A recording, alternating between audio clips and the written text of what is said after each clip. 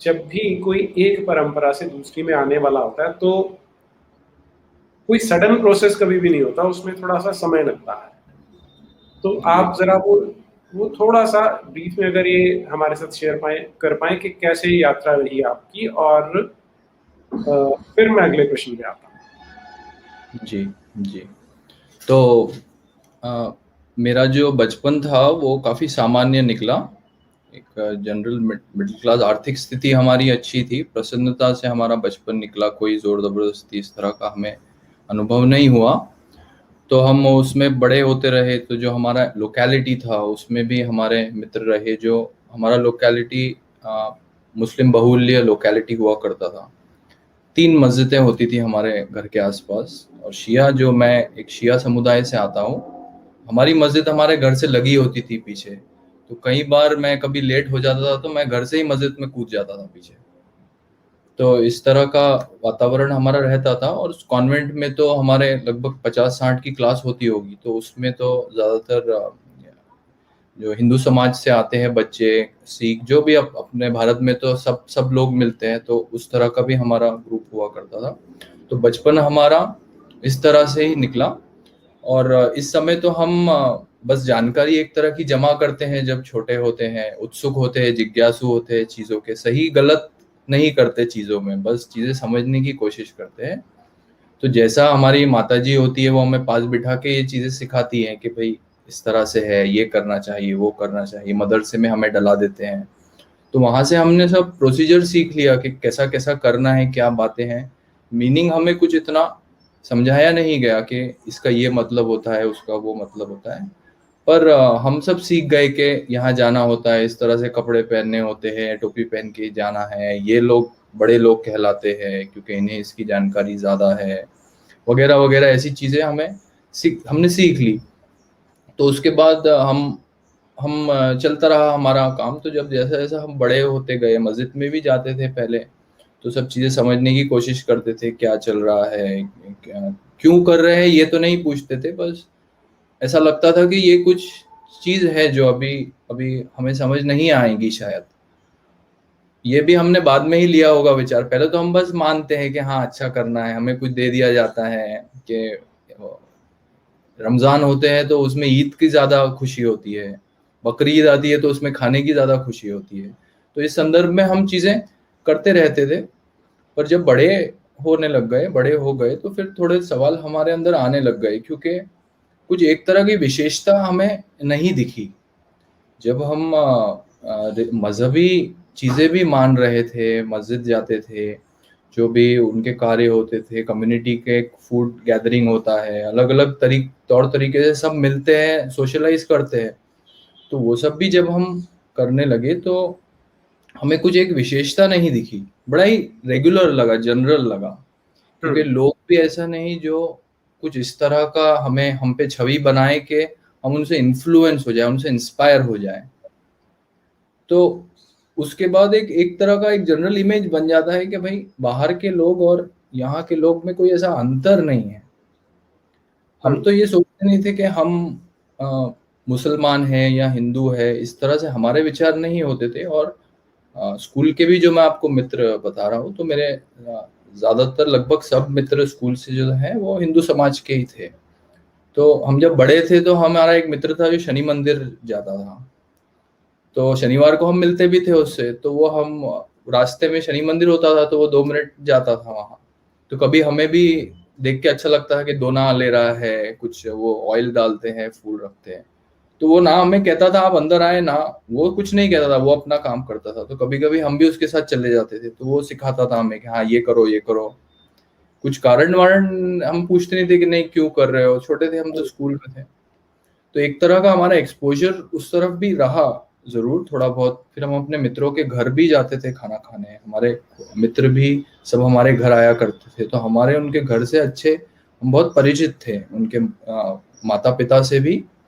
और हमारे घर से तो जो हमारा लोकल ग्रुप था उससे भी हम परिचित थे। उनसे हमारा जो एक तरह का इंटरैक्शन होता था वो डिफरेंट होता था, जो रिलीजियस कॉन्टेक्स्ट में इंटरैक्शन चलता था।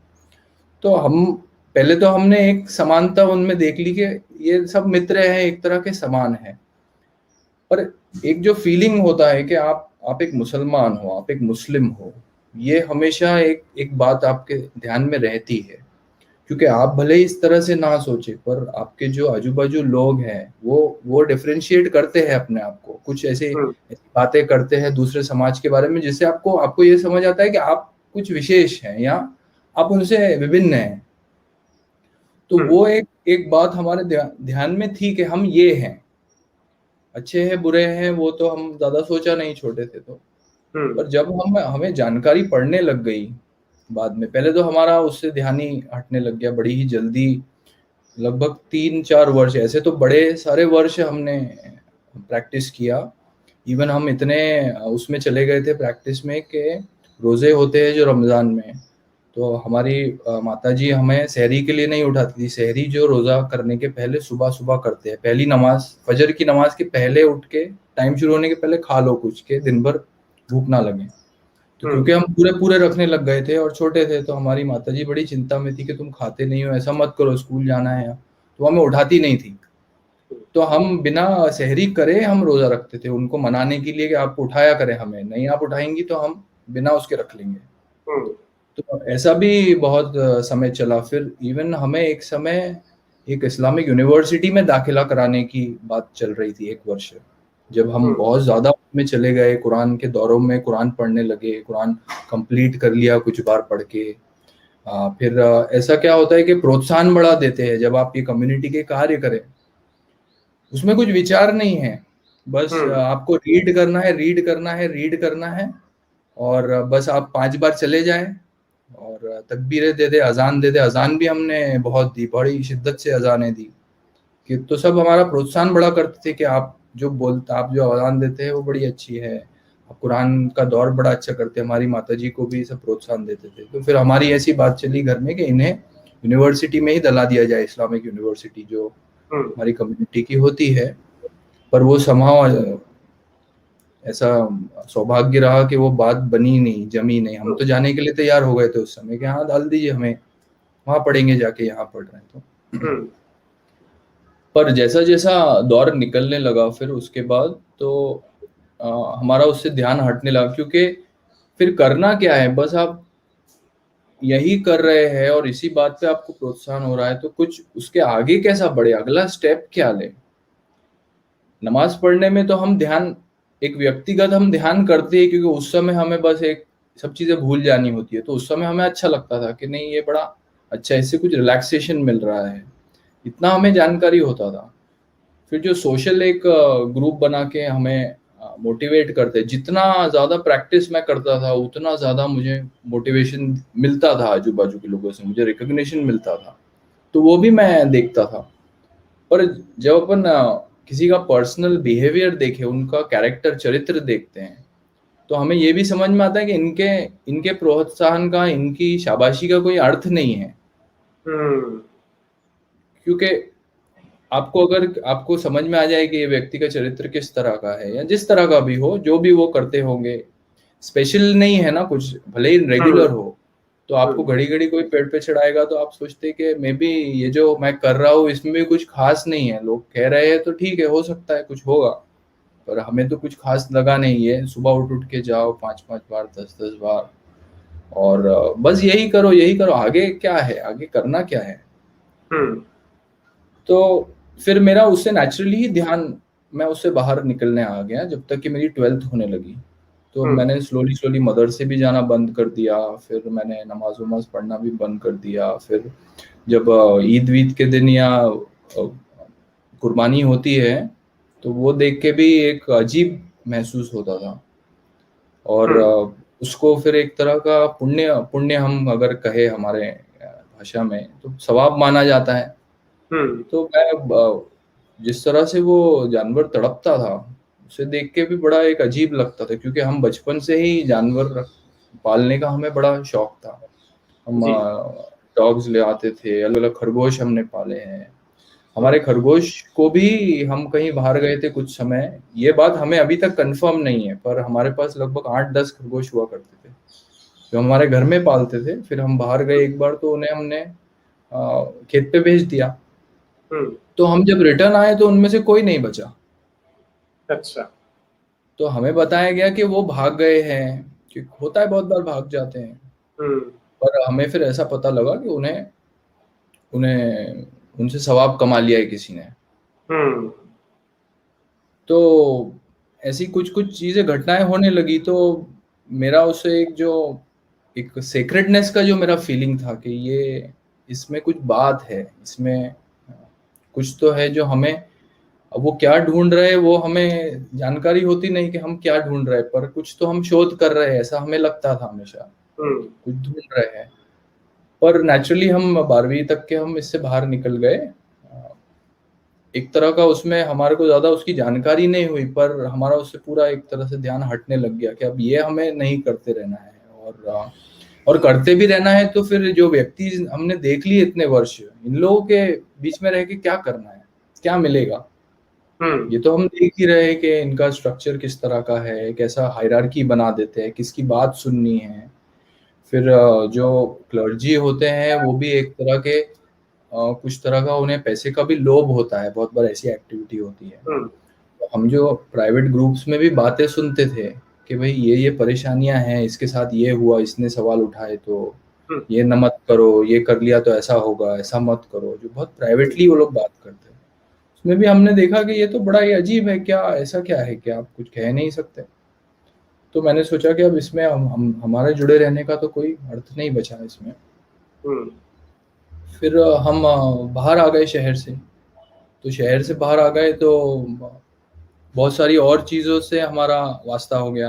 अलग अलग लोग हमें मिलने लग गए, कॉलेजेस में हमें दोस्त बनने लग गए, अलग अलग जो भाग से आते थे भारत के। तो उनसे हम्म। हमने काफ़ी नई नई चीज़ें सीखनी शुरू कर दी। फिर हम्म। ध्यान का एक विषय था जो मेरे मेरे दिल में हमेशा से, मेरे हृदय में था ही कि ये ध्यान क्या बात क्या है, ये करना क्या है इसमें, ये हम्म। चीज़ क्या है। हम्म।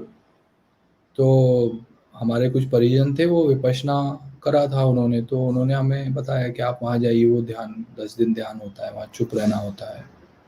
तो हम वहाँ गए तो 10 दिन में हमें जो अनुभव हुआ, एक शांति का, एक एक कहते हैं ना, हमारा उससे एक तरह का वास्ता हो गया। हमने समझा कि ये जो करना है, इसमें इसमें कुछ तो और बात है जो अपने अपने अंदर ही है। हम्म। एक तरह का वही जो हम सोचते थे पहले, वही हमने यहाँ पे भी पाया कि आपको कुछ नहीं, बस आपको अपने ऊपर ही एक तरह का ध्यान लगाना है, आपको हम्म। अपने शांत रहना है। तो उससे फिर एक एक एक एक एक चाल हमें मिल गई उसके बाद कि इसे हमें और आगे इसको शोधना चाहिए कि ये बात क्या है, ये ध्यान किसकी बात हो रही है और कहाँ पहुंचना है ये करके। ये हम्म। सवाल भी हम करने लग गए कि इसे मिलेगा क्या। हम्म। वहां तो बस यही था कि 5 आपने कर लिया, और जो जो वहां से ऑर्डर्स आ रहे हैं, एक तरह का अनुशासन जो है, वो तो प्रॉपर प्योर अनुशासन है एक तरह का। जो भी आपको मिलना है वो तो वो कहीं है। वो भी जानकारी थी कि हाँ है ऊपर, वो सब देख रहे हैं, ध्यान रखना, ये मत करना, ये करना, ये किया तो ये हो सकता है, वो किया तो वो हो सकता है। हमें कुछ चीजें भी पकड़ा देते थे, जैसे अंगूठियां पहनते हैं कुछ पर्टिकुलर उसकी, तो वो वही वाले पहनने हैं।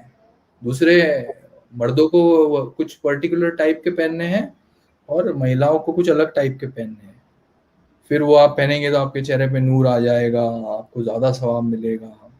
ऐसी हम्म। सब बातें रहती थी। पर ये जो ध्यान का जब मामला लगा, तो उसके बाद मैंने सोचा कि अब इसमें कुछ चीज कोई कनेक्टेड नहीं है। विपश्यना जो होता है वो बुद्धिस्ट इन्फ्लुएंस होता है, आर्ट ऑफ लिविंग। अपने सत्यनारायण गोयंका, आई थिंक उन्हें कहते हैं, बर्मा के जो है वो, हाँ जी। उन्होंने एक तरह का एनजीओ जैसा रख रखा है। कुछ आपको पैसा नहीं लगता, हम्म। वहां कोई कुछ नहीं बोलता 10 दिन। और बहुत सारे लोग पहले 2-3 दिन में ही भाग जाते हैं वहां से, क्योंकि आपको पूरे दिन कुछ नहीं बोलना है और चुप रहना, बस बैठे हम्म। रहना है एक जगह। सुबह 4 बजे उठा देते हैं, 5 बजे।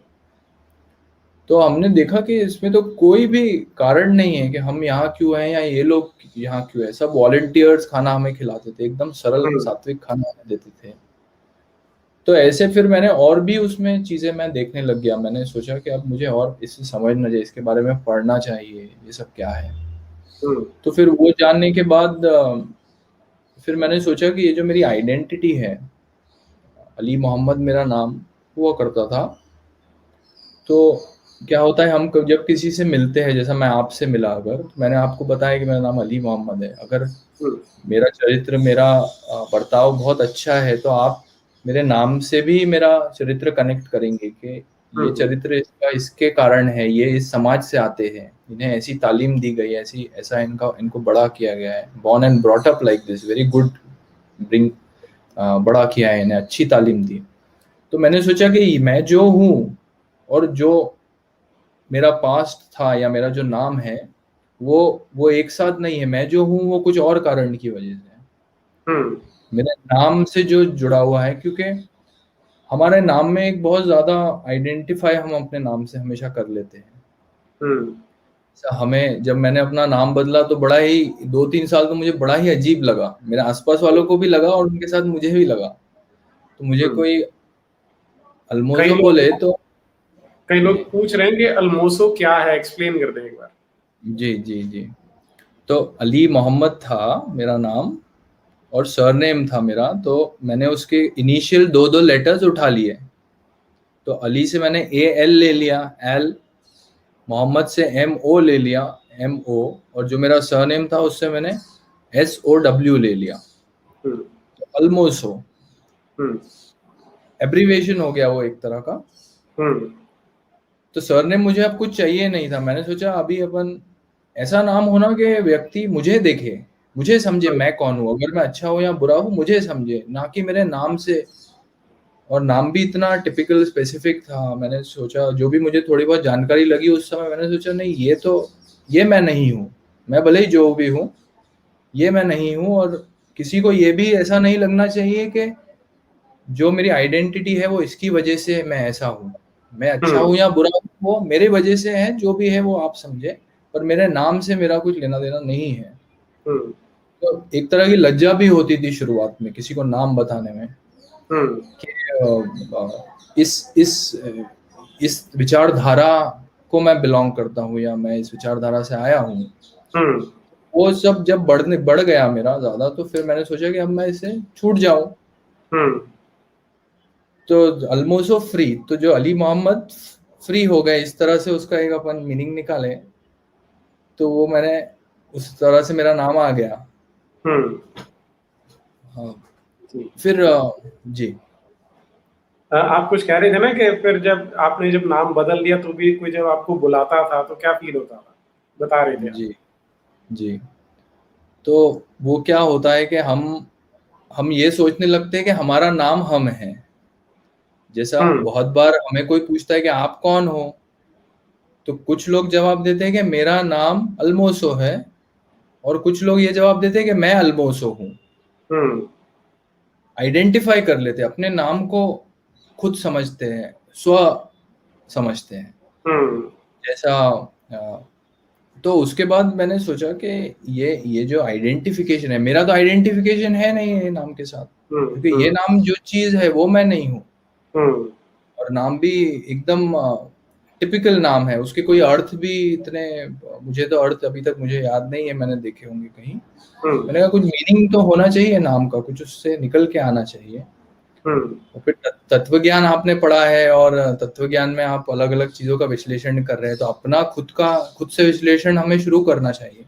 हुँ, तो नाम भी जब मैंने एज अ प्रयोग मैंने चेंज किया, मुझे कुछ इतनी उस समय जानकारी नहीं थी, मैं कुछ बारे में बात भी नहीं कर रहा था उस समय, बस मैंने सोचा कि हम प्रयोग करें हुँ, कि कैसा महसूस होगा, क्या होगा। और जैसा मुझे लोग पूछते थे क्यों तुमने चेंज किया, क्योंकि व्यक्ति इतना, जैसा हम होता है ना कि मैंगो को अगर हम लेमन बुलाने लगे, हुँ, तो हमें ऐसा लगेगा, प्रतीत होगा कि मैंगो अब खट्टा स्वाद करेगा, और लेमन को हुँ, हम मैंगो कहें, क्योंकि नाम एक नाम रूप, हम हमारे ट्रेडिशन में बोलते हैं ना कि माया का जो वेपन है वो एक तरह का नाम रूप है।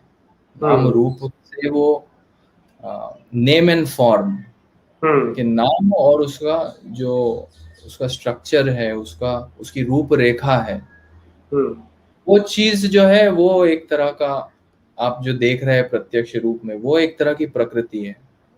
पर जो उसके पीछे है, नाम रूप जिसका है, पुरुष जो है, वो नाम रूप नहीं है। तो मैंने सोचा कि ये नाम का क्या अर्थ है, मैं तो वही हूँ ना, मैं तो जो हूँ मैं हूँ, नाम मैंने बदल लिया तो उससे क्या फर्क पड़ेगा, मैं तो कोई आम तो हूँ नहीं, या मैं कोई जिसे मैं अच्छा लगता हूँ उसे मैं फिर भी अच्छा लगूंगा, मेरा नाम मैं रखूं या नहीं रखूं। और एक तो पहले मैं सोचता था मेरा नाम बहुत बढ़िया है, इतना जोरदार मेरा नाम है, जब मैं मजहब में पढ़ा हुआ था।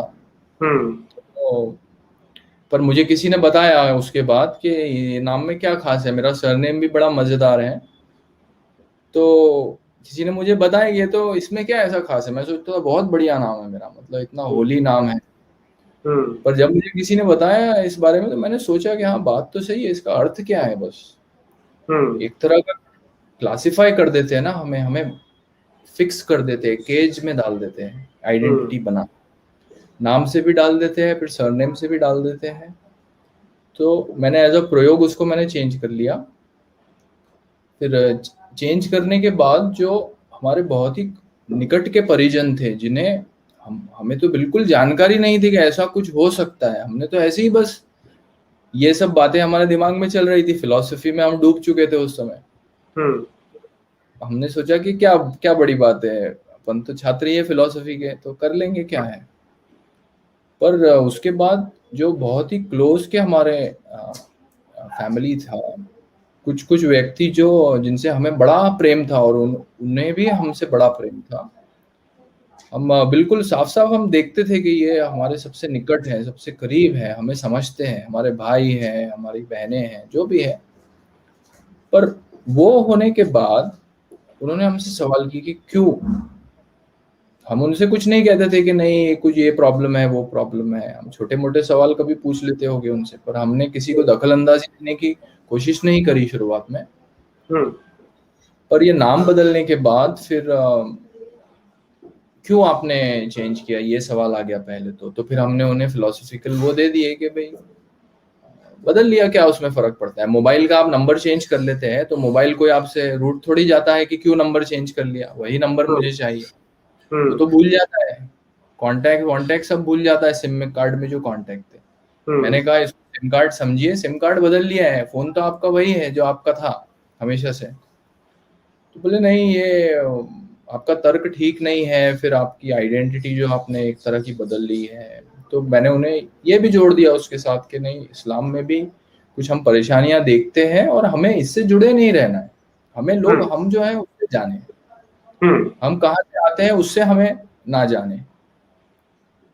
तो फिर ये बात जब निकलती है तो ये बात होने के बाद जो आपके सबसे क्लोज होते हैं वो अगर आपके साथ कुछ ऐसा बर्ताव करे जो आपने कभी सोचा नहीं कि ऐसा हो सकता है, ये व्यक्ति इस तरह का भी रूप ले सकता है सिर्फ नाम के बेसिस पे, तो मैं बिल्कुल ही मुझे अजीब लगा, मुझे समझ ही नहीं आया कि ये व्यक्ति है कौन, ये जो मेरे साथ जिन्होंने ऐसा व्यवहार किया। फिर कुछ मेरे मित्र थे उन्होंने भी मेरे से आके बात करने की कोशिश की, उन्होंने कोशिश इस तरह से की कि वो न्यूट्रल रह के बात करे हमसे। पर जब वो बातें निकलती है और आप अगर इस्लाम बीच में डाल दें या इस्लाम की थोड़ी आलोचना कर दे तो फिर वो बात एकदम बदलने लगती है। जब तक कि आप अपने ऊपर रखेंगे ठीक है, पर आप आलोचना ना करें कोई चीज की। तो आलोचना से जो मित्र भी थे एक तरह का हमें डराने लग गए वो, कि नहीं ये इस तरह की बातें ना करे। खुद तो वो डरे हुए ही थे, जो खुद डरे हुए थे, जिन्हें थोड़ी बहुत इसकी जानकारी थी कि मैं क्या कह रहा हूँ, वो कहते नहीं नहीं ये सब बातें ना करे, ये बातें ठीक नहीं है, अच्छा नहीं रहेगा आपके लिए भी, परिवार के लिए भी ठीक नहीं रहेगा, व्यवसाय के लिए भी ठीक नहीं रहेगा परिवार के। हाँ, वो किससे बताते थे देखो ऐसा हुआ, ऐसा हो जाता है, ऐसा हो सकता है। तो मैं जब मुझे उन्होंने ऐसा कहा तो मैं और पक्का हो गया कि नहीं ये तो मैंने अब सही किया है। अगर आप हमें रोक रहे हैं, आप हमें डरा रहे हैं, तो फिर तो हमने सही निर्णय लिया है, क्योंकि हम ये डर के ये जो ये आप कह रहे हैं ना यही हम नहीं है, बिल्कुल यही हम नहीं। तो जो मेरे आसपास के थे मैं दंग रह गया एक तरह से कि इतना कैसा व्यक्ति, क्योंकि आप जिन्हें 20-30 वर्षों से जानते हैं, सिर्फ एक नाम के लिए, एक विचार के लिए आप उन्हें कैसा छोड़ सकते हैं, आप उन्हें लात मार दें। छोड़ना तो दूर क्यों, आप बोल रहे हैं कि हमें तुमसे कुछ लेना देना है, तुम हमसे बात ना करें। तो मैंने कहा ये तो अच्छा ही हो गया। शुरुआत में मुझे अजीब लगा, पर मैंने सोचा कि ये बहुत अच्छा हुआ कि एक तरह का जो मेरे सामने असलियत है वो निकल के आ गया, हाँ, कि प्रेम जो है वो मुझसे नहीं है, मैं तो वही हूं ना, नाम बदलने से क्या हो गया, मैं तो वही हाँ, हूँ। हम्म, तो मुझे फिर समझ में आया कि इनका जो इनकी रुचि जो है, इनका प्रेम कुछ और चीज के ऊपर है। एक चीज हम नहीं करेंगे तो व्यक्ति का स्वभाव बिल्कुल बदल सकता है, पूरा विपरीत हो सकता है, इवन खतरनाक भी हो सकता है आपके लिए। हम्म, कोई कोई सिचुएशंस में जब आपसे लोग आके बात करते हैं तो आपको भय महसूस होता है कि कुछ भी हो सकता है अगले क्षण। हाँ। और और ये जो जी ये जो रिजेक्शन है अपनों की, ये बड़ी पेनफुल होती है। जी और जी तब मुझे लगता है कि तब रियलाइज होता है कि जिसे हम अपनापन समझ रहे थे वो तो एक बड़े सुपरफिशियल लेवल की बातें थी, वास्तविकता तो अब हमें पता लगनी शुरू हुई है। ऐसा भी आपने जी फील किया? जी जी जी। तो मैं सोचता था कि कैसा हो सकता है, इतना इन्होंने प्रेम किया, ये तो गलत, नकली नहीं हो सकता ना, हम्म, आर्टिफिशियल नहीं हो सकता। हम्म, फिर मुझे ये भी लगा कि इनका जो प्रेम इस्लाम की तरफ है वो बहुत ज्यादा है। हम्म, हमसे तो वो प्रेम करते ही हैं, क्योंकि वो आप भूल तो सकते नहीं, हमें इग्नोर तो कर हम्म, नहीं सकते। हम्म, पर जो इन्फ्लुएंस इस्लाम ने उन पे कर दिया है, जो डर उनके ऊपर है, वो डर उन्हें हमारे से अलग कर देता है।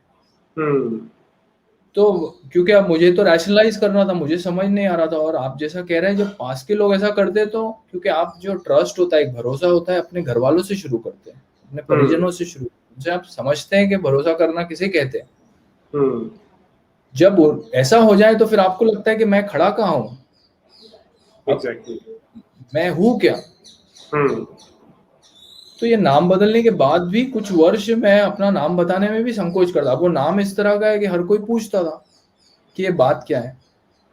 तो मैंने ये भी ऑब्जर्व किया कि मेरे यूनिवर्सिटी में जो मेरे मित्र थे, मैं हमारी फैकल्टीज भी हमसे पूछती थी, हम्म, उन्होंने जिस तरह से मेरा जवाब को लिया, तो मैं बड़ा आश्चर्यचकित। मैंने एक पेपर लिखा अपने नाम के ऊपर, क्योंकि मुझे इतना सवाल कर रहे थे मेरी क्लास में बच्चे।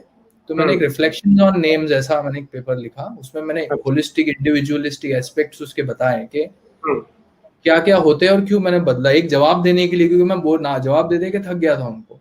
हम्म, सब इतने इंटरेस्टेड थे कि तुमने, तो वहां जो एक रिस्पॉन्स मुझे आया वो बिल्कुल विपरीत था जो घर पे रिस्पॉन्स आया, कि नहीं तुम, क्योंकि फिलोसफी एक ऐसा सब्जेक्ट है कि आपके जो आसपास के लोग, ज्यादातर लोग उसे जानते नहीं। तो वो ना तो मेरा विषय जानते थे, ना मैं क्या सोच रहा हूँ, मैं क्या कर रहा हूँ, वो नहीं जानते थे। बस वो अटके थे एक जगह। तो हम्म, वही उसी नजरिए से, उसी लेंस से सब चीजें वो देखते थे, और मुझे भी उन्होंने उस लेंस से देखने लगे। हम्म, तो मैंने उन्हें कोशिश करी समझाने की कि मैं क्या देख रहा हूँ, आप भी देखें, थोड़ा कोशिश करें। हम्म, तो नहीं, वो तो बात करनी थी ही नहीं ना, वो आप बोल भी नहीं सकते, क्योंकि एक क्वेश्चनिंग जो अच्छे अच्छे सबसे, जो अपने व्यवसायिक व्यवहार में इतने कुशल होते हैं, इतना बढ़िया व्यवसायिक विषय, बाहर जाके बिहेवियर करते हैं, एकदम स्मार्ट होते हैं, पैसा कमाते हैं, पर ये जब मजहब का मामला आता है हम्म, तो एक तरह का अलग पर्सनालिटी आ जाता है, जो मल्टीपल पर्सनालिटी हम कहते हैं ना, जी, मनोविज्ञान में वो एक डिसऑर्डर होता है। Split personality. जी। हम्म, तो मैं सोचता था कि ये जो अभी शॉप पे थे तो ये बड़ी अलग तरीके की बात, बड़ी लॉजिकल रीजनेबल बातें कर रहे थे कि भाई नहीं, आप हमें जब तक कारण नहीं देंगे हम कुछ खरीदेंगे नहीं।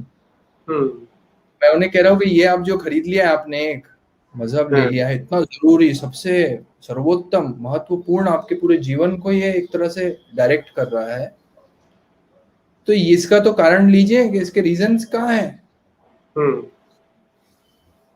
तो वो बोले नहीं नहीं नहीं, आप बात मत करिए। और मुल्ला लोगों की तरफ इतने ज्यादा वो लोग डिवोटेड होते हैं हम्म, कि आपको यकीन नहीं होगा। ये कुछ कुछ इंस्टेंसेस हुए कि हम जब मजलिस में जाते थे, मजलिस और डिस्कोर्सेज जो होते हैं, प्रवचन एक तरह के हम्म, वो लोग करते हैं। वो हम्म, प्रवचन नहीं है, वो एक तरह की वो जंगे जो होती है शियाओं में, तो वो हुसैन साहब है, मोहम्मद बिन अब्दुल्ला के पोते, ग्रैंड हम्म, सन। हम्म, उन्हें उनके रिश्तेदार ने ही उनका गला काट दिया था। हम्म। तो वो जंग वो घड़ी घड़ी सुनाते हैं, जिसपे ये लोग मातम करते हैं, आशुरा जिस दिन मनाते हैं, जी।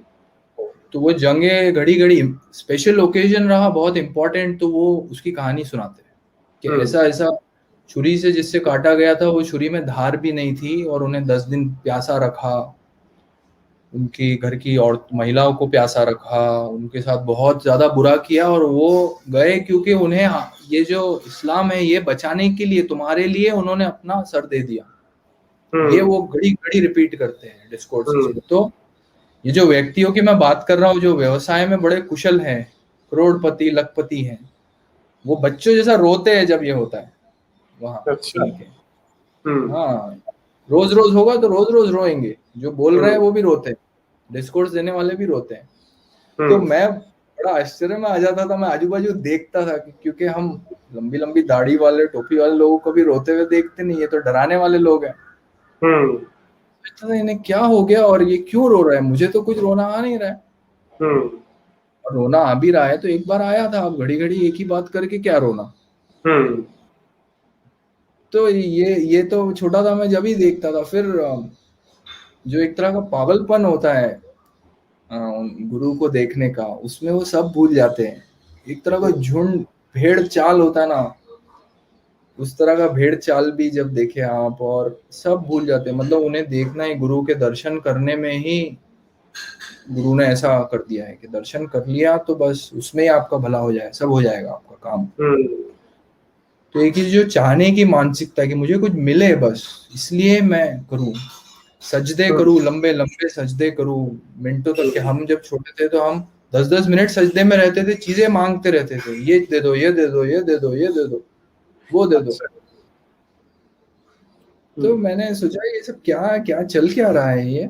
तो हमारा नाम बदला तो फिर और एक और चीज निकल के आ गई कि ये इस तरह से भी है, हम्म। ऐसा भी ये लोग कर सकते हैं, और पारिवारिक व्यक्ति के साथ ऐसा कर सकते हैं। हम्म। और एक और बड़ा जरूरी मैं मुझे लगा जो, जिससे मेरा ध्यान हट गया इससे, ये बात से कि मुझे वो लोग ये कहने लगे कि आप हमसे घृणा करते हैं, आप हमें हेट करते हैं, हम्म। क्यों आप इस बात ही क्यों करते हैं। मैं तो उन्हें तथ्य बताता हूँ ना, मैं तो उन्हें ये नहीं कहता कि देखिए आपकी किताब में ये लिखा है, ऐसा किसी हम्म। के साथ हुआ है। हमारी कम्युनिटी के मुझे कुछ इंस्टेंसेस पता लगे जो मैंने कुछ लोगों को भेजने की कोशिश करी कि ये देखिए ये ऐसा हो गया था।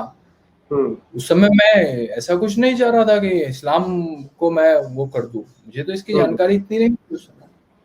पर उन्होंने मुझे क्या किया कि मुझे एक तरह का हेटर बना दिया उन्होंने। अच्छा। उन्होंने कहा आप जहर फैलाते हैं, बहुत समय से ये अभी अभी भी सुन रहे हैं हम, बहुत समय से हम्म। सुना हमने ये। हम्म। तो मैं क्योंकि मेरा तो इंटेंशन क्लियर था ना, मैं तो मुझे समझ नहीं आया कि इसमें हेट की बात कहाँ हो गई। हम्म। तो फिर मैंने तो देखा कि एक ये विक्टिमाइजेशन है। क्वेश्चन ये क्वेश्चन आप उनसे पूछते थे कि भाई मुझे बताओ यहाँ पे हेट कहाँ है, जी पूछते थे जी तो उत्तर मिलता था कुछ? जी। जी।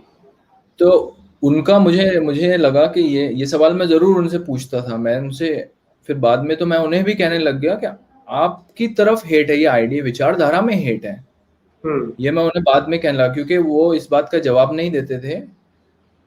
उनके जो हृदय है उसमें डर एक तो बहुत होता है, पहला तो अल्लाह का ही डर बहुत ज्यादा होता है, उसमें वो बिल्कुल अटक जाते हैं। फिर जो दूसरा साइड है, जिस तरह से उन्हें बताया जाता है, जो वो पढ़ते हैं कि हमें अपने आप को बचा के रखना है, जैसे मैंने आपको ये आशुरा की कहानी बताई कि गला कटने का, हम्म। इस्लाम के लिए किसी ने आपके लिए अपनी गर्दन आपके लिए दे दी। हम्म। तो जो बाहर का व्यक्ति है अगर इतना अच्छा छवि क्रिएट कर देते हैं कि कुछ भी आप बाहर से कहें, हम्म। तो उन्हें ऐसा लगता है कि आप एक तरह का उन्हें टारगेट कर रहे हैं। अच्छा। अब ये हम जनरली हमारे समाज में देखें तो हिंदू समाज के लोग ही घबराते हैं ना बोलने के लिए कि नहीं यार कुछ बोलो मत, क्यों आप क्यों बोल रहे, क्यों इन्हें विचलित करते हैं, आप ना कहें, इनके हम्म। खुद के विचार है, क्योंकि वो अपनी जो विचार है वो सोचते हैं दूसरे के भी विचार इस तरह के ठीक बात है। आइडियोलॉजिकल डिफरेंसेस तो देखिए आप हम्म। कितने ज्यादा है। पास भी नहीं है अभी, बहुत ज्यादा उल्टे हैं ऑलमोस्ट। तो वो ये उसका इसका वो जवाब नहीं देते, वो हमें चुप कराते थे हमेशा कि नहीं आप बिल्कुल ना बोले, ये बात बिल्कुल ना करे कि कुछ यहाँ भी हो जाएगा पहली बात तो, और बाद में तो बहुत ही खतरनाक होगा, आप सोच लें, ऐसा वो बाद हमें में कहते जी। बाद में कब? बाद में मतलब मरने के बाद तो आप पे सवाल आखिरत में। करने के लिए आखिरत में ये सब होने वाला है, देखिए ऐसा ना कर। हमें तावीज दिए थे, मैं जैसे अंगूठी की बात कर रहा था, तो हमें ऐसे पर्चे दिए जाते थे छोटे छोटे, उस पर कुछ कुछ लिखा होता था अरेबिक में, यहाँ वहाँ की वर्सेस होती होगी कि आप रात में कहीं गए तो ये हमेशा पास में रखे, ये फोटो पास में रखे, नहीं तो जिन है लग सकते हैं। दरगाहों पे ये सब तो कॉमन चलता है कि भूत उतारने के लिए लोग आ जाते हैं, अब उन्हें कौन सी मानसिक परेशानी है हमें पता नहीं, वो वहां ले आते हैं उन्हें कि इनका दरगाह पे उतर जाएगा, तो वो और 4 लोगों को लगा के चले जाते हैं वहां पे। तो हम भी सोचते थे कि नहीं ये अपनी जेब में नहीं रखेंगे तो कुछ हमें लग जाएगा, हो सकता है। तो एक भय हमारे अंदर भी था, इसलिए हमने शुरुआत में बड़े ही, हमें समझ नहीं आया कि इसमें आगे कैसा बढ़ा जाए, और हम तो कुछ करना चाह ही नहीं रहे थे। आपने ही हमें पहले नाम दे के बना दिया, अब हम तो वो है नहीं तो हम कैसा वो बने रहे। फिर अब हम कुछ बोल रहे हैं, हम अपने आप को व्यक्त कर रहे हैं, एक्सप्रेस कर रहे हैं, तो आप कह रहे हैं कि नहीं ये भी नहीं चलेगा, जो हम नहीं है वो कैसा हम बन के रह जाए, हम तो जो है वही बने रहेंगे। तो आप चुप रहे, हिपोक्रिटिकल लाइफ जिए, तो आपको कोई तकलीफ नहीं है, सब आप उपभोग करते रहे और बस बोले ना, सब करें, आप कोई भी रूल ना माने, शराब पिए, सब सब थोड़े। ये लोग वो कहते भी है क्या तुम्हें परेशानी क्या है, क्यों बोल रहे हो, क्यों परेशानी मोल लेना चाहते हो। अच्छा। हमें तो फोन भी आ चुके हैं कि आप जाते क्यों नहीं, कार्ड्स बने होते हैं अटेंडेंस के। हमारी माता जी प्रॉक्सी लगाती थी हमारी जाके, अच्छा, डर के मारे। जी जी, मस्जिद में जाने के लिए? जी नहीं, मस्जिद में नहीं, जो फंक्शंस होते हैं रिलीजियस फंक्शंस, अच्छा। तो जो पूरा कम्युनिटी का होता है उसका सबको कार्ड इशू कर रखे। ये भारत में जब आधार आया होगा उसके कहीं पहले से चल रहा है। ओह, अच्छा। हाँ, तो वो सॉफ्टवेयर से आप स्वाइप कराएं, अंदर जाए तो आपका अटेंडेंस लग जाएगा वहाँ। तो अच्छा। मुझे फोन आ गया क्या सबको, जो जो नहीं जा रहा है हर शहर से, तो फिर वो शहरों में न्यूज भेजी जाती कि आप इन्हें कांटेक्ट करें, क्यों नहीं आ रहे, क्या बात है। अच्छा। तो हमें आता था तो फिर हम कह देते थे कि हाँ, हमारे घर वाले डरते थे कि आपने क्या कह दिया, कुछ ऐसा तो नहीं कह दिया, सोच के कहना। तो तो मैं तो बस कैथोलिक, कह देता था कि ये कैथोलिक चर्च में सिस्टम हुआ करता था, मैं दर्शकों के साथ शेयर करता हूँ कि वहां जी पर आपको हर साल जाके अपनी अटेंडेंस लगानी होती थी और लोगों को जो वहां पर फादर होता था उसके सामने कन्फेशन करनी होती थी, और नहीं करते थे तो फिर वो कहा जाता था, उसके लिए पनिशमेंट होती थी और उन्हें पूछा जाता था कि तुमने क्यों नहीं किया। जी, बिल्कुल उस चलिए, तरह का ही है। जी कोबराम जी हैं, आपकी बात आगे बढ़ाने से पहले अलमोसो जी का चैनल है के कू क्लक्स क्लैन। जी नहीं, ये है क्रेजी काफिर क्रॉनिकल्स, यही है ना? जी जी, क्रेजी काफिर क्रॉनिकल्स। वो क्रॉनिकल्स कहानी वाला नहीं है, जो मेडिकल क्रॉनिकल होता है ना, क्रॉनिक हो अच्छा। जाता है जो, हाँ हाँ हाँ, तो CALL। वो, हाँ, पर कैसे ही है, पर क्रॉनिकल कहानी वाला नहीं कि आपको बड़ी विचित्र लगे, पर ये बीमारी वाला क्रॉनिकल है। तो जी, क्रेजी काफिर क्रॉनिकल। हाँ, पहले तो सभी दर्शकों को बोल दूं कि वीडियो को लाइक करो, देखने वाले 800 से ऊपर और लाइक्स 600 है सिर्फ। पहले तो सारे लाइक का बटन दबा दें एक बार फटाफट से, और उसके बाद अलमोसो जी का चैनल भी सब्सक्राइब करें। और जी अलमोसो जी, आप बड़ी इंटरेस्टिंग बात बता रहे थे जी। जी, तो फिर हमें भी फोन आते थे, तो वो फोन पे भी हम तो मस्ती करते थे खूब, क्योंकि हम एक तरह की समझ गए थे कि मानसिकता क्या है, सोचना नहीं, सवाल तो करने नहीं है, तो फिर मजाक करना पड़ेगा। ये जो मानसिकता, ये भी बताइए जरा, क्या मानसिकता है ये? जी, तो जैसा मैं आपको कह रहा था ना कि एक तरह का एक एक इंटरनल कॉन्ट्रडिक्शन होता है, अंदर ही अंतर विरोध होता है कि दो तरह के बर्ताव करते हैं। और इवन ये जो हम हमेशा फंडामेंटलिस्ट और रेडिकल्स को टारगेट करते हैं ना, पर ये मैंने सब पे देखा है, मॉडरेट्स में भी मैंने बहुत ज्यादा देखा है।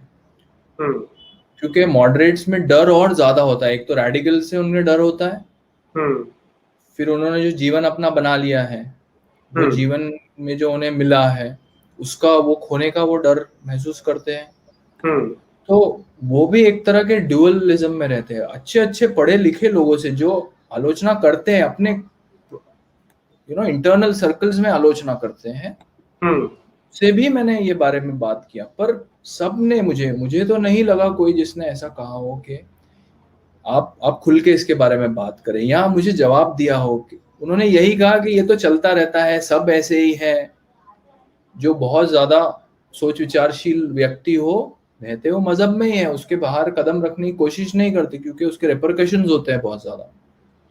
अच्छा। तो यहाँ वो एक गुमनामी की जिंदगी जिएंगे। आप हिपोक्रिटिकल जिए ना तो आपको कोई परेशानी, मीडियोकर बन के जिए आप। तो मॉडरेट्स भी ये चक्कर में बहुत खराब फंस जाते हैं, फिर वो निकल नहीं पाते क्योंकि वो इतना डीप चले जाते हैं। तो एक तरह का स्मोक स्क्रीन प्रोवाइड करते हैं हमेशा। इसलिए मैंने भी अपना नाम पहले चेंज किया। मैंने सोचा कि मुझे कोई ये नहीं समझे कि मैं यहाँ मॉडरेट हूँ, या मैं उस विचार की वजह से मैं जो हूँ वो मैं हूँ, अच्छा या बुरा मैं जैसा भी हूँ, पर मैं अपने अपने कैरेक्टर की वजह से मैं ऐसा हूँ, अपने चरित्र की वजह से मैं ऐसा हूँ। वहां से मेरे पास कुछ नहीं है। तो ये डुअलिज्म बड़ा ही अजीब उनमें होता है, और वो आपको चुप भी करा देते हैं। तो आप क्योंकि फिलॉसफी पढ़ते हैं, तो मैं अक्सर ये सोचा करता हूँ कि जिस समाज में ऐसा किया जाता है कि उन्हें हर समय खौफ में रखा जाता है कि अल्लाह तुम्हें देख रहा है, उसका खौफ खाओ। दूसरा, जो ये मुल्ला मौलवी क्लास होती है, उसका खौफ सदा ही रहता है।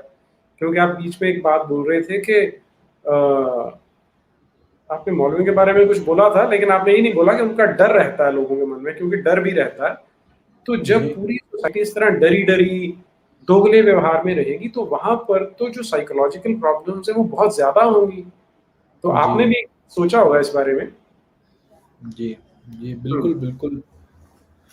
जैसा अभी देखिए एक्स मुस्लिम स्ट्रीम्स होते हैं ना, तो उसमें आ जाते हैं कुछ लोग, तो हमें क्या कहते हो कि तुमने अरबिक पढ़ी है, तुमने वो पढ़ा है, ये हदीस पढ़ी, वो हदीस पढ़ी है।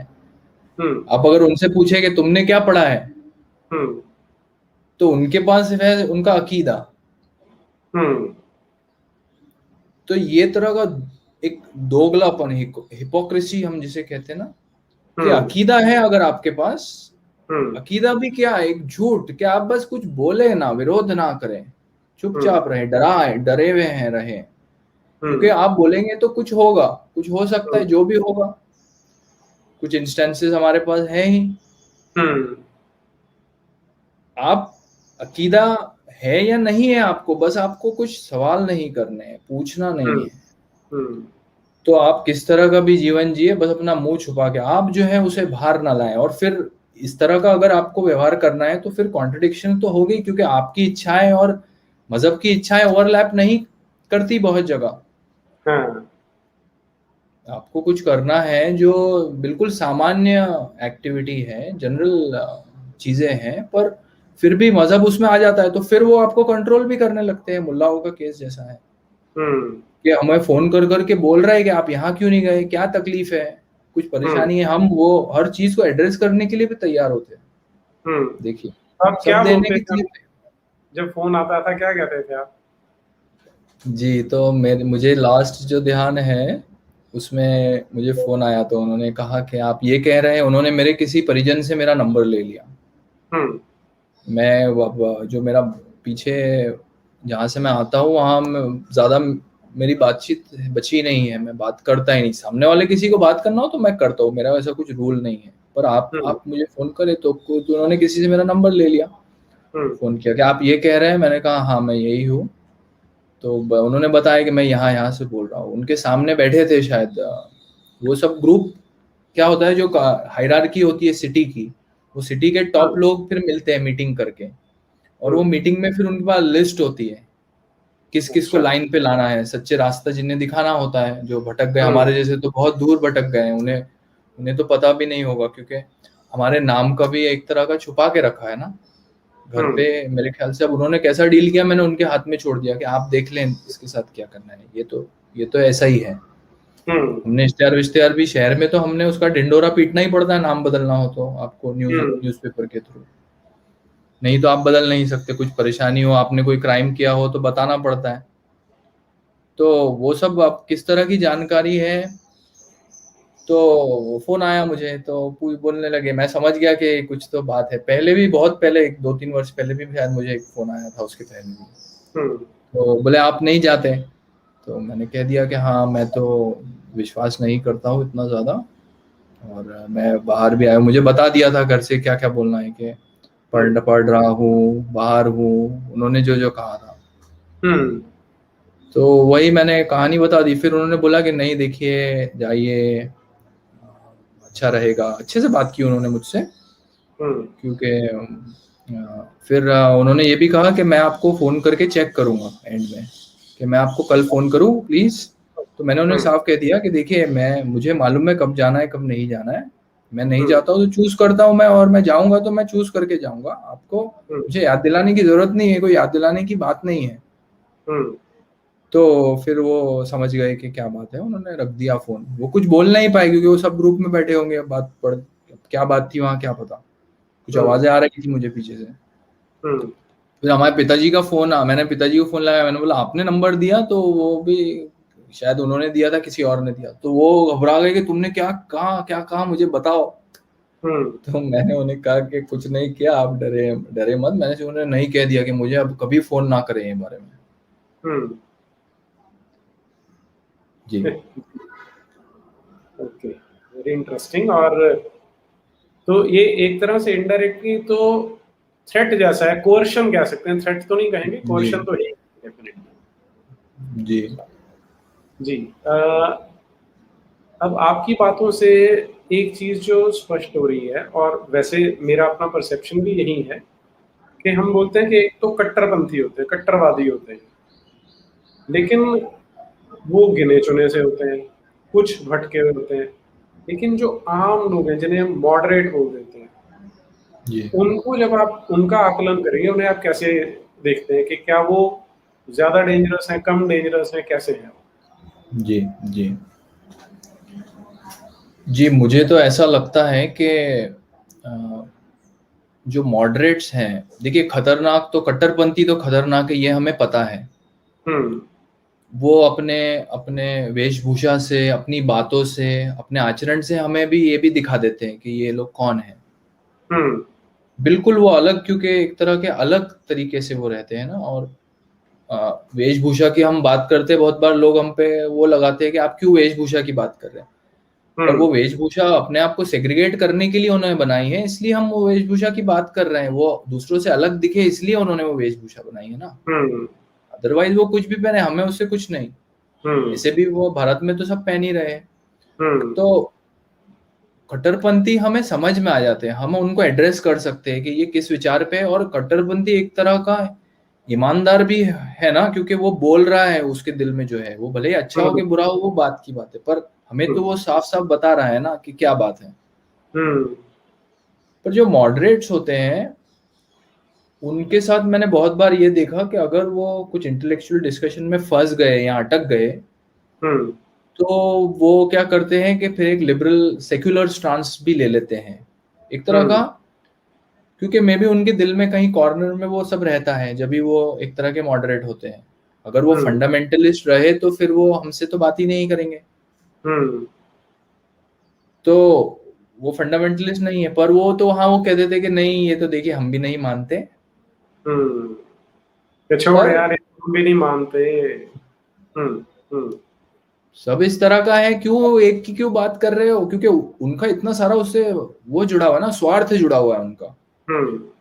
वो अगर ये कह देंगे, क्योंकि एक तरह का कम्युनिटी में धंधा करना, बिजनेस करना, व्यवसाय करना, वो भी ज्यादा होता है ना। हम नेटवर्किंग तो आजकल हर कोई करता है, और यहाँ का नेटवर्क थोड़ा ज्यादा तेज होता है, अलग अलग चीजों से नेटवर्क पकड़ लेता है।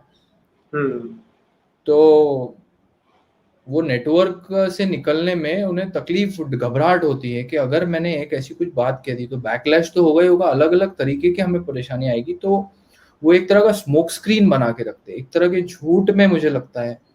क्योंकि पढ़े लिखे अगर लोग ये बात को, जो चीजें बिल्कुल हमारे सामने हैं, जैसा म्यूटिलेशन, सर्कमसिशन की बात है छोटे छोटे बच्चों की, मैं डॉक्टरों को मैं पूछता था कि आप लोग अपने बच्चों का क्यों नहीं ये रुका सके, क्या परेशानी क्या है आपको, तो जानकारी, आप अवगत है बात से, लड़कियों के भी बच्चियों के भी आप नहीं रुका सके। चलिए मेल के हमें वो झूठ बोल देते थे कि तुम्हें अच्छा किया, तुम्हारे साथ बहुत अच्छा किया, वो कर दिया, कट कर दिया, तुम्हें फायदा है उसका, ठीक है। पर बच्चियों का क्या, महिलाओं का क्या, ये तो आप बोल सकते हैं ना, रोक सकते हैं ना।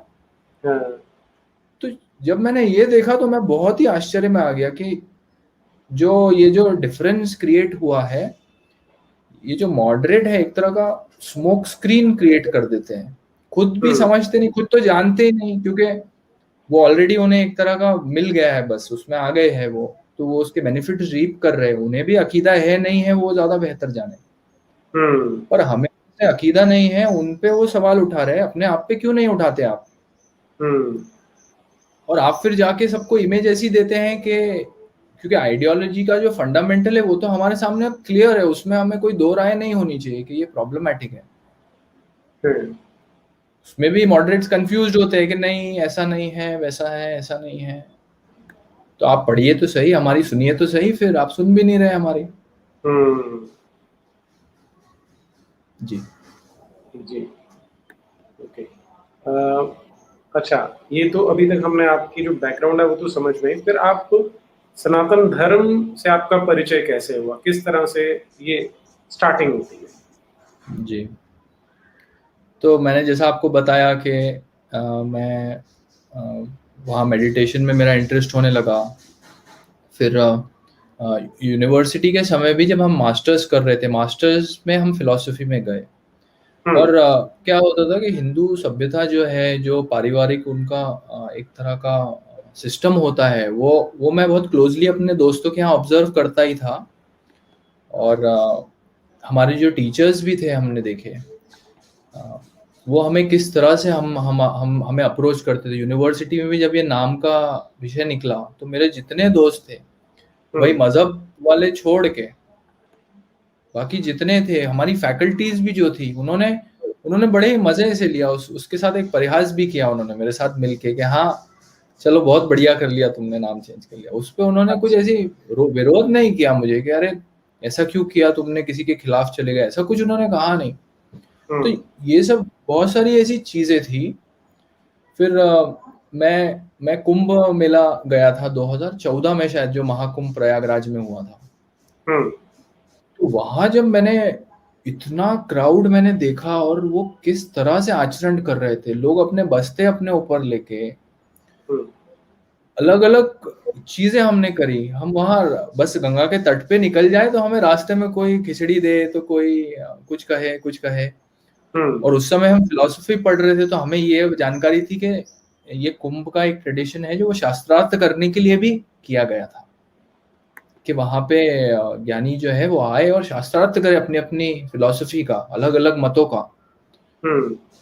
तो वो भी हमने थोड़ा बहुत देखा। हर जगह हर किस्म के वहां आपको अलग अलग अखाड़े पंडाल मिलेंगे, पर हमारी आइडेंटिटी की बात वहां कहीं नहीं निकली, कहीं भी नहीं। हम जिनके घर जाके रुके वो ही ब्राह्मण व्यक्ति थे, और उन्होंने हमें बड़े ही प्रेम से रखा।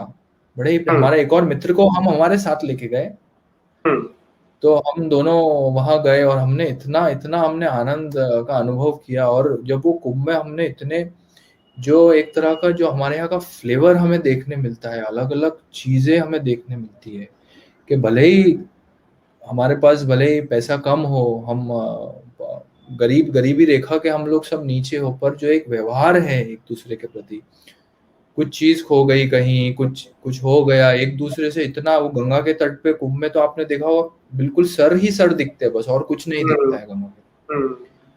पर आपके साथ कोई बुरा व्यवहार तो हो जाए, वहां सब अपने अपने अपने काम में लगे होते हैं। तो ये एक रहा, ऐसे ऐसे मेरा काफी सारा वो रहा, काफी अलग अलग अनुभव होते हैं। तो उसमें मैंने देखा कि मैं जो महसूस करता हूँ, जैसे आपने टाइटल दिया कि अडॉप्टेड सनातन, पर मैं उसे अगर थोड़ा मैं उसे और बदलूं तो मैं सोचूंगा कि मैंने डिस्कवर किया अपने आप को एज अ सनातनी। Okay, great. वो जो था उसमें मैंने देखा कि मैं जो हूँ, मैं जिस तरह से लोगों से व्यवहार करना चाहता हूँ, जो मैं सोचता हूँ, किस तरह से मैं प्रकृति को देखता हूँ, नदी को देखता हूँ, वो मुझे वहां मिल गया। जी।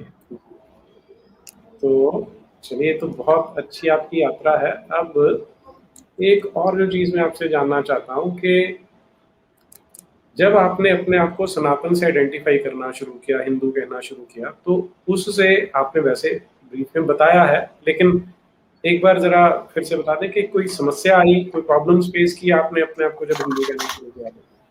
जी जी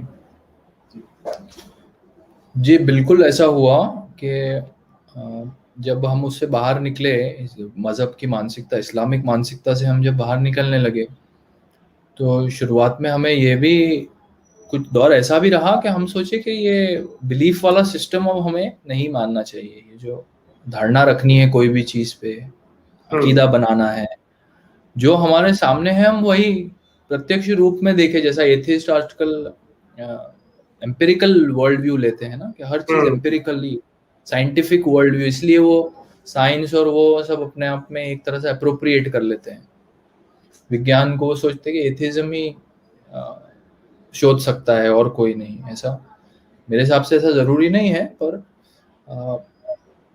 तो मैं उस दौर में भी मैं जब था, तो मैं कुछ शोध नहीं रहा था। और हिंदू धर्म में ऐसा तो है नहीं कि कोई कुछ आपको कहे कि आप ये बन जाए, वो बन जाए, ये करे, वो करे। उल्टा पहले तो ज्यादातर हमारी संस्कृति में जो हम कार्य करते हैं या मंदिर जाने की हमारी सभ्यता रही है, अभी बहुत कम हो गई है। ज्यादातर लोग कम ही करते हैं। बहुत जल्दी आपको मिलते नहीं जो रेगुलर हो, कनेक्टेड रहे। तो वैसा भी जब हमारे साथ नहीं, तो ये हमने जो दो चीज देखी कि एक तरफ कोई हमें खींच रहा है, हमें डरा रहा है बुलाने के लिए वापस कि आप बाहर जाएंगे। पहले तो हमारा नुकसान कर ही दिया जब हम गए, एंटर होते से ही हमारे पे शारीरिक क्षति कर दी ना। फिर आप बाहर निकलेंगे तो शरीर ही नहीं छोड़ेंगे आपका। तो ये तो फंसने वाला मामला हो गया। पर दूसरी साइड आप देखें तो जब मैं अपने हिंदू भाई बहनों से बात करता था ये बारे में, किसी को भी बताता था कि ऐसी ऐसी परेशानियां मैं देख रहा हूँ, उस समय मैं ऐसा कुछ ढूंढ नहीं रहा था। पर वो लोग भी एक तरह का कुछ कभी कभार वो उन्हें जानकारी नहीं होगी तो वो कह देते थे कि हाँ हो सकता है, ठीक है। पर वो ये कहते थे कि देखो सब ये कोई पर्सनल मैटर है, ये सोशल इशू ज्यादा है। रिलीजन तो क्या है, सब बिलीव है, अच्छा ही होता है सब। All religion talk of peace, all religion are same. मैंने भी बहुत समय मैंने सोचा हाँ ऐसा होता होगा। तो वो ऑल रिलीजन आर सेम दो कॉन्टेक्स्ट में हम लगाते हैं। एक तो all religion are same that they are all bad, and all religion are same that they are all good, may be they are sacred. तो पहले वाले के हिसाब से हमने लगाया कि हाँ सब में ऐसा होता होगा। तो हमने सोचा कि हाँ भाई यहाँ भी कुछ नहीं है, यहाँ भी बहुत सारी परेशानियां हैं। फिर हिंदुइज्म की हमें परेशानी देखनी हो तो कमी थोड़ी है, हर कोई, हम लोग ही अपने अंदर इतनी चर्चा करते हैं, अलग अलग परेशानी ढूंढते हैं, निकालते कि परेशानियों का हल कैसा करें। हमें ऐसा कहा जाता है कि हम ये करते नहीं, पर मुझे तो लगता है हम ये बहुत ज्यादा करते हैं। कोई भी तकलीफ हो, किसी को डाउट हो तो खुल के बात करता है, कोई उसे कोई डराने वाला तो है नहीं क्योंकि तुम्हें ये कर देंगे, तुम्हें वो कर देंगे। तो ये जो छवि जब मैंने देखने लगा, और फिर जब मैंने फिलॉसफी पढ़ा, जैसा मैंने आपको कुंभ की बात बताई, फिर मैं काशी भी गया था जी। फिर यूनिवर्सिटी में हमें जब बुक्स की जरूरत होती थी, हमारे पास पैसे कम होते थे, तो रामाकृष्ण मिशन की लाइब्रेरी जब हमने डिस्कवर करी, उसमें इतना बढ़िया टेक्स्ट, 40, 50, 100 रुपए में तो आपको मतलब एकदम हाई क्वालिटी का आपको लिटरेचर मिल जाएगा, स्कॉलरली। क्योंकि वो बंगाल का उनका ट्रेडिशन इस तरह का है कि जो काम कार्य वो लोग करते हैं सब अपने किताब शास्त्रों के ट्रांसलेशन, उन पे कमेंट्री, तो ये सब जब मेरे ध्यान में आया, मैंने कहा जो मुझे ही कुछ कह रहे हैं हिंदुइज्म के बारे में, इन्हें ही ये जानकारी नहीं है, या वो कुछ और ऐसी बातों में अटक गए। एक तो इस्लाम की उन्हें जानकारी नहीं कि दूसरी जगह है क्या, सब एक समान नहीं है, वो एक तरह का नेगेटिव पे ज्यादा फोकस करते हैं।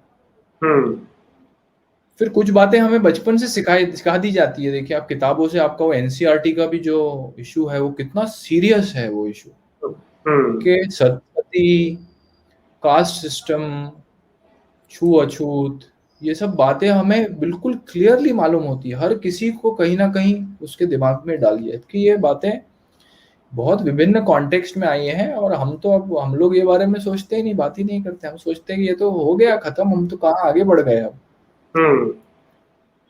तो मंदिर भी जब मैंने देखा, हमारी संस्कृति, सभ्यता, और जो जो उसमें जो विराट उसका रूप है, उस जो मंदिरों की हमारी भव्यता है, जो हमारा कल्चर ट्रेडिशन है, हमारे रिचुअल्स भी इतने, क्योंकि कुछ ऐसे कहते हैं कि नहीं आप फिलोसॉफिकल है, पर मैं तो रिचुअल्स इतने एंजॉय करता हूँ, अगर आप उसका मायने समझ जाए, और तो इतना सारा है, और आप कहाँ जाना चाह रहे हैं मुझे समझ नहीं आ रहा। जब सब आपके आसपास है, आप इसको ही रिजेक्ट करें और हमेशा एक डिस्ट्रक्टिव क्रिटिसिज्म करें। क्रिटिसिज्म से प्रॉब्लम नहीं है, पर डिस्ट्रक्टिव क्रिटिसिज्म।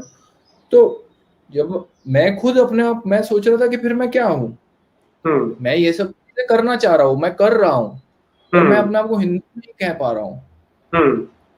कि मुझे एक तो डर भी रहता था शुरुआत में, ये मुझे लगता है कि मजहब में रहने वालों में एक डर होता है कि मैंने ये छोड़ दिया तो मुझे दूसरे साइड भी क्या हो सकता है पता नहीं, क्योंकि एक हमें दिखाया जाता है ना, एक सैफरन टेरर का एक झूठ चलाया जाता है। पर मैं ऐसे बहुत सारे हिंदू संगठनों से जुड़े हुए व्यक्तियों से, जो किसी मजहब वाले के विचार में वो एक कट्टर कहलाएगा, पर मैं जब उनसे मिला तो मैं आश्चर्य में मैं आ गया कि ये लोग इतने इतने ओपन माइंडेड है। वो आपसे कभी कुछ ऐसी बात नहीं करेंगे अननेसेसरी। आप उनसे अननेसेसरी बात करेंगे तो वो कहेंगे हाँ ठीक है, वो कभी वो बात को आगे नहीं बढ़ाएंगे। तो वो मेरा डर पूरा निकल गया। तो फिर मैंने पहचाना, फिर मैंने जो आपको डिस्कवर मैंने किया कि मैं हिंदू ही हूँ, और मैं क्यों इसे कहने में डरूं, मैं क्यों डरूं। कोई मुझे आके बिलीव के नाम पे, रिलीजन के नाम पे, तो आप हमारा रिलीजन पढ़ ले भाई, जो गलतियां हमें बता दें, अगर वो प्रॉब्लमेटिक है हम सुधार लेंगे, बात खत्म हो गई। क्यों मैं घबराऊं, कतराऊं अपने आप को। तो ये मुझे लगता है हिंदुओं ने मुझे दे दिया था पहले कि नहीं आप, पर मुझे तो, मैं काफी फ्री हो गया जब से मैंने ये, मुझे समझ में आ गई बात कि मैं क्या हूँ। और हमारे पत्नी के भी घर वाले तो बिल्कुल धार्मिक लोग हैं, पर वो कभी ये बातें वो करते ही नहीं, वो उल्टा अपने वे से बाहर जाके मुझे अकोमोडेट करते थे अपने साथ, चीजें बाजू में रख देते थे मेरे लिए। तो ये प्रेम जब मुझे मिलने लगा तो मैं समझ गया कि ये जो हिंदू कट्टर हो ही नहीं सकता। वो कट्टर होगा तो वो फंडामेंटलिस्ट अगर बन गया तो, क्योंकि फंडामेंटल्स ऐसे हैं कि वो शांत हो जाएगा। एग्जैक्टली वो ये जो आपने बात बोली ना कि फ्री वाली जो फीलिंग है, सबसे बड़ी, सबसे सुंदर चीज यही है सनातन धर्म की, कि आपको बिल्कुल लिबरेट करता है, बिल्कुल फ्री छोड़ देता है कि आप एक्सप्लोर करो। और मैं बहुत बार सोचा करता हूँ कि जो ये मुल्ला मौलवी के चक्कर में फंस जाते हैं जी, वो इस फ्रीडम से, इस स्वतंत्रता से वंचित रह जाते हैं। और एक पहली बार मुझे स्ट्राइक किया जब मैंने वफा सुल्तान को सुन रहा था ना, वो अमेरिका में एक भाषण दे रही थी, तो वो बेचारी उनको स्ट्रेस कर रही थी कि आप पहचानो कि आपके पास जो फ्रीडम है ना, आपको उसकी वैल्यू नहीं है। कहती मैं उस समाज से आई हूँ, इसलिए मुझे पता है कि फ्रीडम क्या है, मैंने दोनों साइड देखी, आपको नहीं पता। और मैं एग्जैक्टली वही चीज सनातन के लिए भी बोल सकता हूँ कि हमारे लोगों को पता ही नहीं है। तो जो ये मौलवियों के चक्कर में फंसे, उन्हें तो कहाँ पता होगा कि ये जो फ्रीडम है सबसे इम्पोर्टेंट चीज, सबसे सुंदर चीज है ये जो सनातन दे सकता है।